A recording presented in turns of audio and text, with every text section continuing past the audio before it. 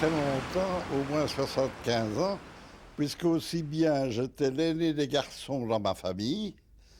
Mon père a acheté une auto, n'a pas su conduire. Il a mis le volant dans les mains d'une de ses filles qui avait 2 ans de plus que moi, qui n'a pas su non plus conduire, elle est entrée dans un mur. Alors mon père m'a dit prends le volant, mais je n'étais pas encore en âge. Moi, venu. Ah, je ne sais pas, moi je sais Moi, pas. j'ai fait. Et voilà.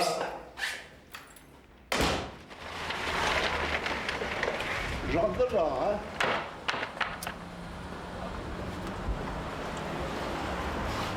Combien de kilomètres par semaine à peu près faites-vous encore?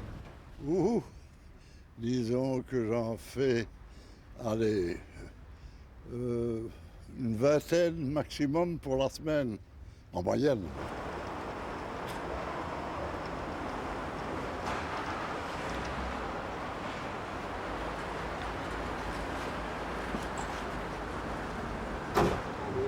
Allez, devant. Dans Derrière ce nous. sillon derrière, hein, je t'en prie.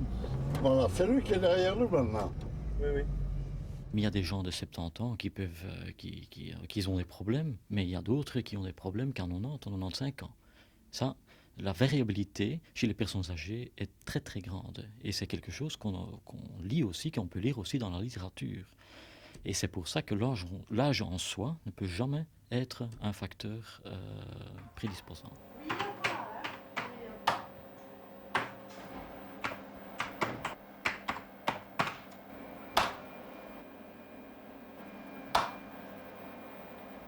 Ils font moins d'accidents que les personnes jeunes. Mais si on considère aussi les kilomètres parcourus, à ce moment-là, on observe quand même que les personnes âgées ont plus d'accidents par kilomètre roulé.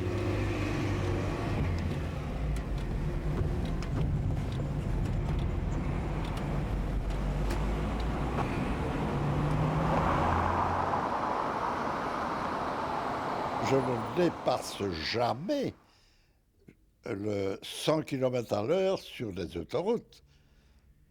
À se demander si je ne suis même pas une gêne pour les autres, mais je reste tout à fait à droite.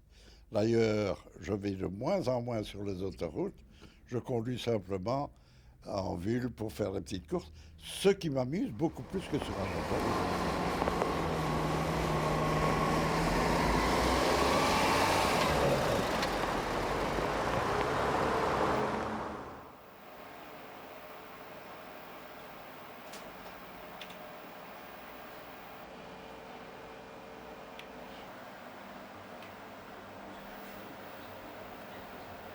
Dans la montonnière, comme ça, on aura la distance correcte de l'écran.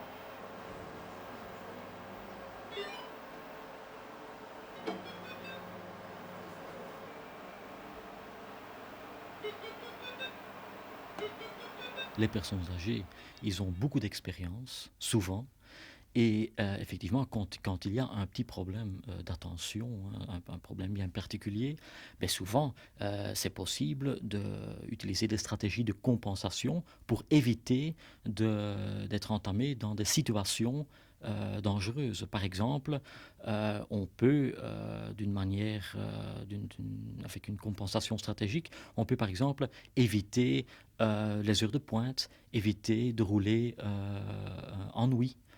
Éviter de rouler sur autoroute par exemple. Alors, et on voit que les personnes âgées, qui sont souvent très conscients des problèmes, le font. Vous appuyez sur la pédale. Ils ne vont jamais finir ensemble. Poussez le doigt. Ok, on est parti. Ces personnes ont bien souvent obtenu leur permis aux alentours des années 67, lorsque les examens n'existaient pas encore. Donc sur simple déclaration, le permis était obtenu auprès de l'autorité. Et ces gens n'ont jamais été soumis à un moindre contrôle, un moindre recyclage.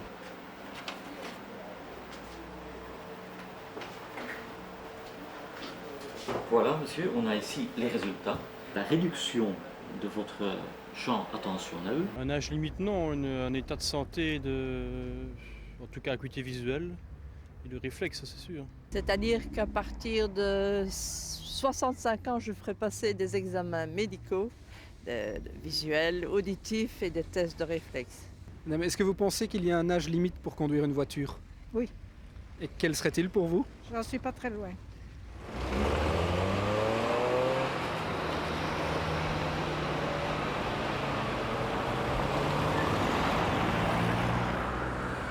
Ben, je ne suis pas adversaire et je pense qu'il faudrait le faire.